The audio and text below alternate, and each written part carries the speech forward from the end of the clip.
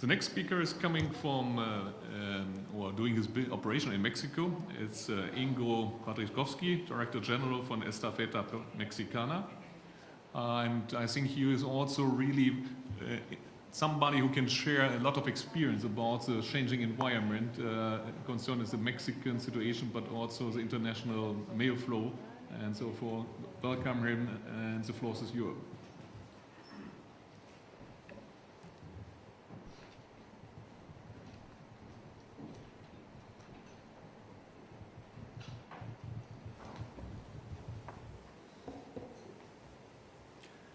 Hello, my name is Ingo Babrikowski. Thank you for the invitation.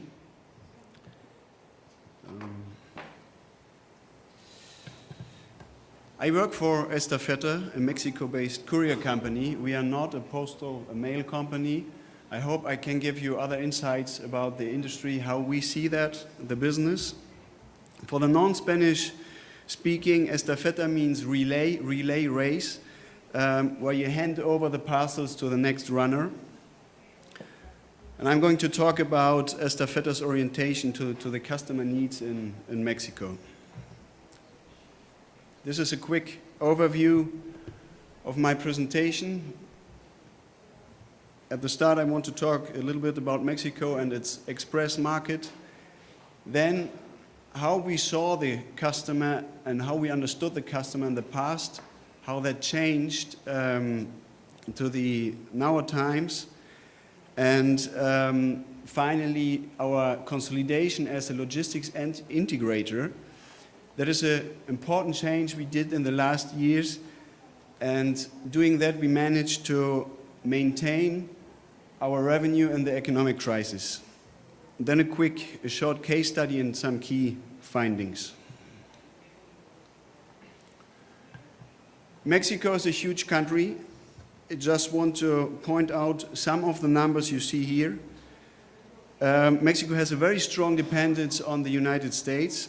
58% of the exports go to the US, even if Mexico signed a lot of free trade agreements with the European Union, with Japan, and almost all countries in Latin America.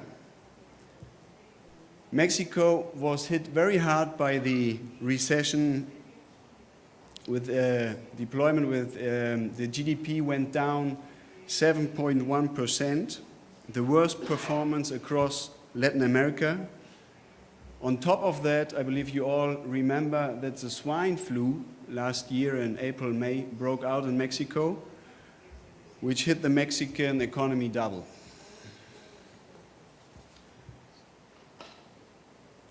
Who's Estafeta? We are a small courier company with 4,200 employees. We use 1,700 vehicles, operate an own airline with 7 airplanes. These are Boeing 737-300. We have 950 drop-off locations, which managed like post offices. 450 of them are company-owned, the rest is franchised.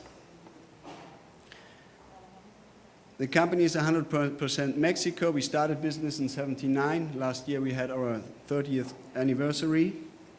And we are the first company to offer door-to-door express service next day in Mexico, when we founded the air fleet. At the moment, we have about 27% market share of the private companies, not counting the postal part of the mail and express service in Mexico. And we have the broadest coverage in Mexico, covering 30,000 postal codes. Our competitors have mainly restrictions in some directions of the service or restrictions in the size of packages which they send. The product portfolio starts next day at 7:45, going down 9:45, 11:30 next day. We have a second day service and then the ground service. Multiple service is a kind of 100-weight when you have several packages in one shipment. Our delivery quality is at 98%. I just show you one slide with some pictures of our operation. This is our main hub in San Luis Potosí, which is located in the center of Mexico. 85% of the Mexican GDP is generated in a radius of 500 kilometers of San Luis Potosí. It is equidistant to Mexico City, Guadalajara, and Monterrey. And the weird thing is that we are the only operator who has its main hub in San Luis Potosí, and we think that is an advantage we have. Customs, we have customs directly on the facility. How did we see the customer in the past?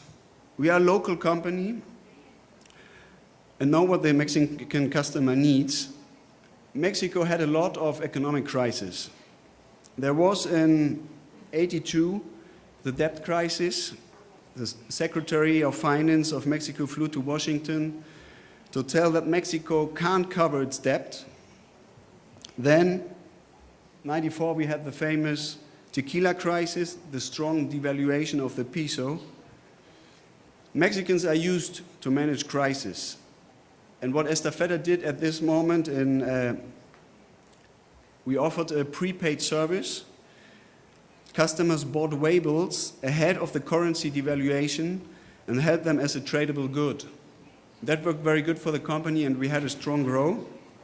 After that, in '96, we introduced a tracing tracking on an internet page with the scanning devices. We have been the first one in Mexico to do so. In '96, we started our next day air service. We have been the first one as well to do so.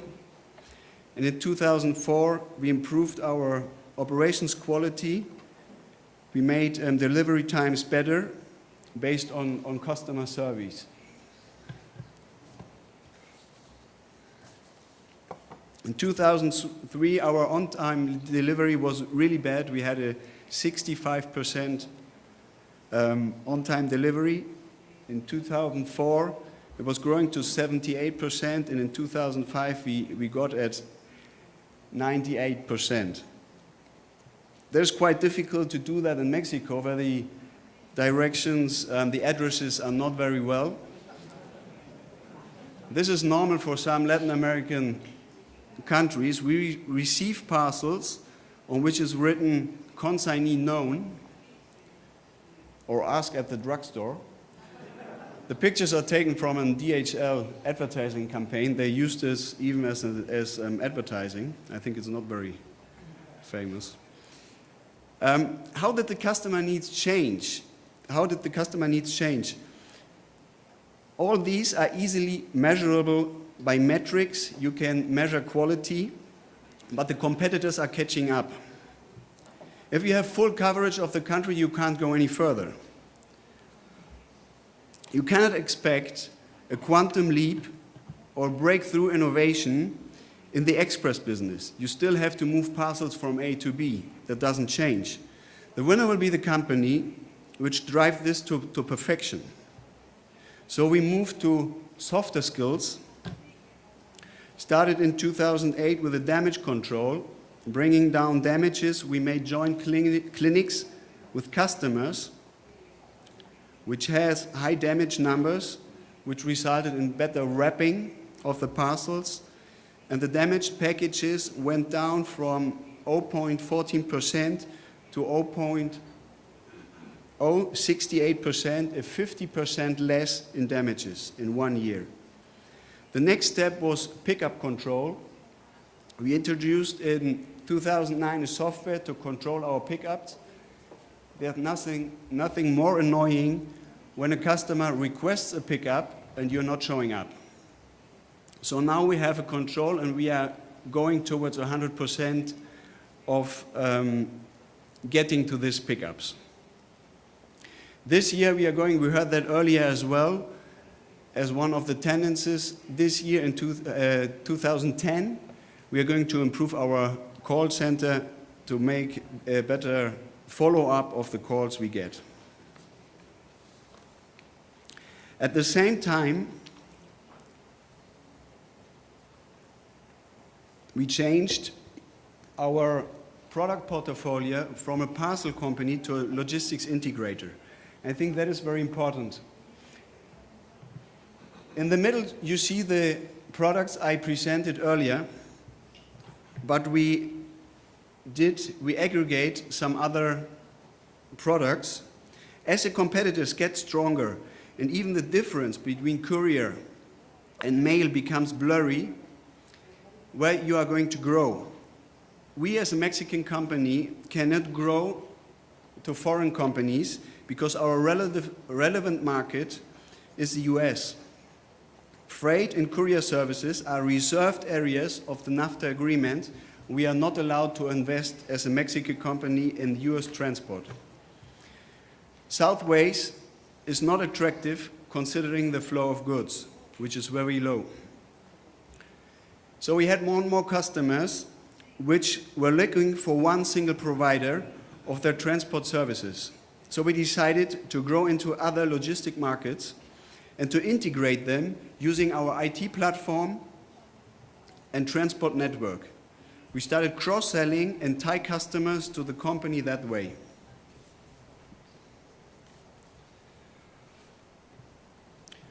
So the products, I'm going into detail on the next slides, is at one point freight, LTL, logistic services, warehouse, fulfillment, and instant deliveries, which is electronic messaging.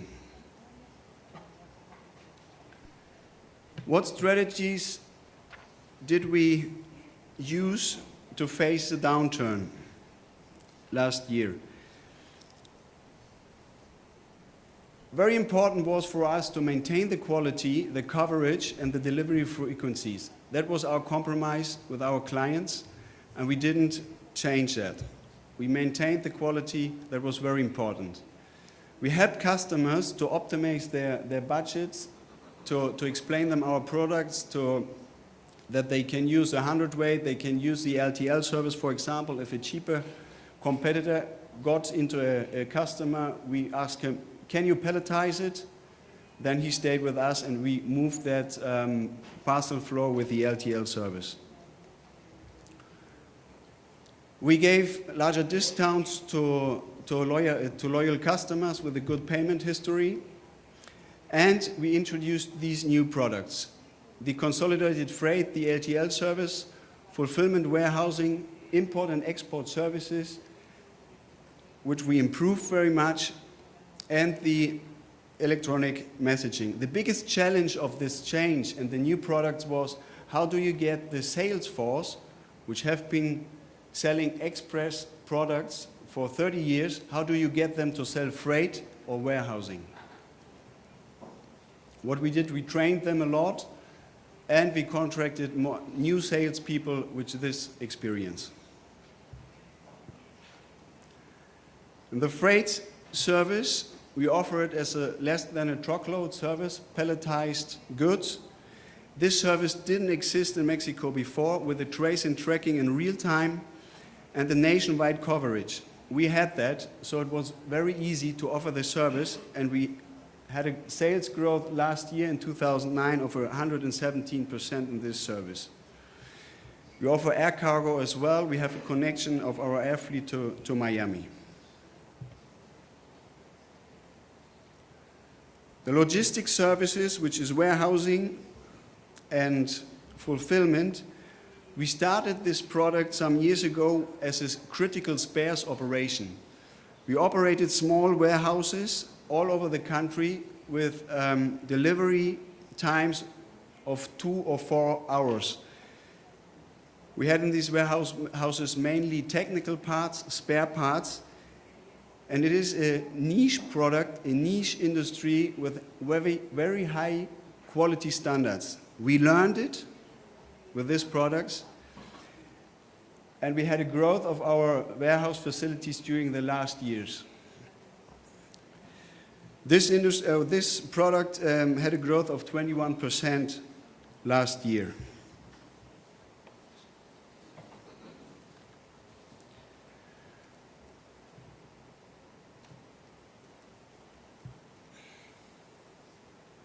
The next new product, we heard it earlier today as well, is electronic messaging. The product's name is Buzón Electrónico.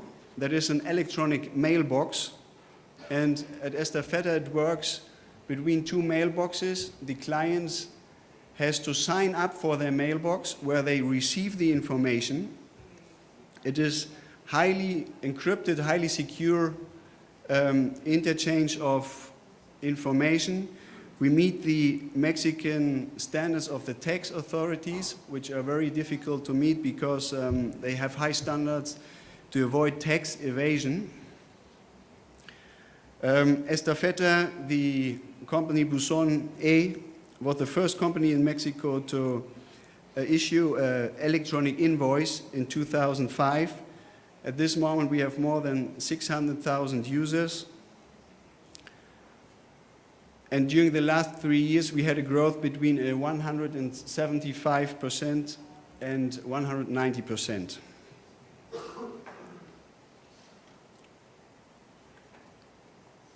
How the service is growing? At the moment, we have 13,000 senders of a total of 25,000 in Mexico. This service started as the product we sold most was sending invoices for our customers, but that changed during the last years. If we see of these bars, the red part is other products we are selling. The main business has been electronic bills, but the share of others like salary receipts, which are confidential as well, or insurance policies are growing. We combine this service with the parcel deliveries on the invoicing side. So the client can send his parcels and we send the invoices parallel. The good news for us is that in 2011, electronic billing in Mexico becomes mandatory. So we think this will be growing during the next years.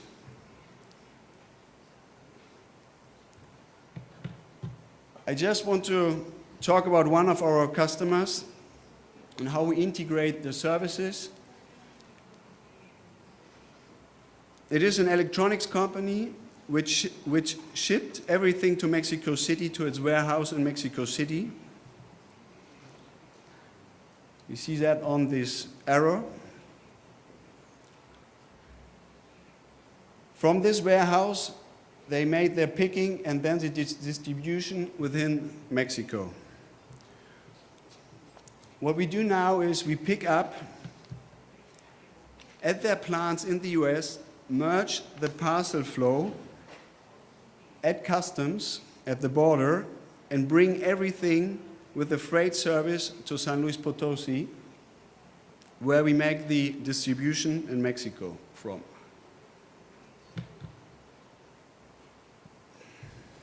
That has the following advantages.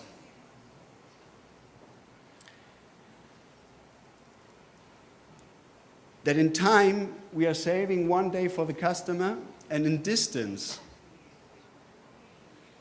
we have a difference from San Luis Potosi to Mexico, a distance difference of 400 kilometers, which we don't charge for our customers. In our case, it's 2 zones, and the customer is spending less on transport.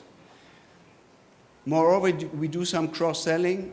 We sold them already the electronic messaging for invoicing and the salary receipts they sent into Mexico, and we managed their spare parts operation.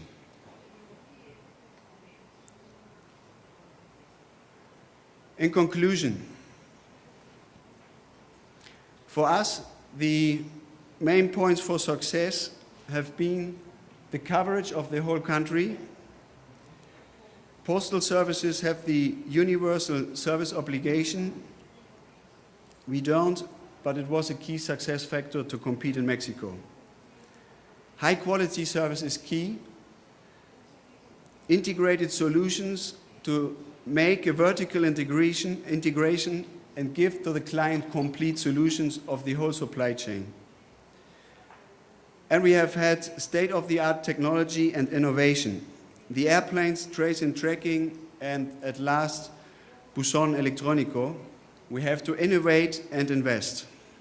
Thank you very much.